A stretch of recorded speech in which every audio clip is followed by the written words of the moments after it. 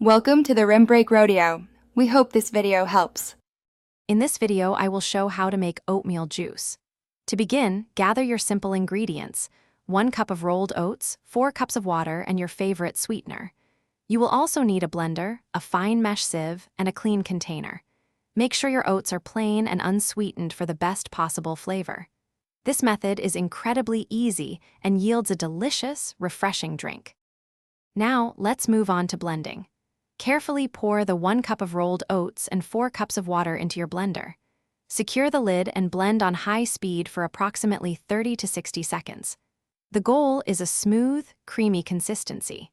Be careful not to overblend, as this can sometimes lead to a slightly gummy texture, which we want to avoid for the perfect juice. The next crucial step is straining to achieve that clear, smooth juice. Position a fine mesh sieve over a large bowl or a pitcher. Slowly pour the blended oat mixture through the sieve. This will separate the liquid from any remaining oat pulp. You can gently press the pulp with a spoon or spatula to ensure you extract every last drop of delicious oatmeal juice. Finally, it's time to sweeten and enjoy your homemade oatmeal juice. Stir in your preferred sweetener. For example, 2 tablespoons of maple syrup works wonderfully.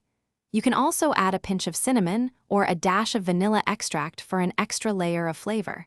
Serve your refreshing oatmeal juice chilled or store it in the refrigerator for up to 3 days. Enjoy! Thanks for watching. Consider subscribing if we helped you.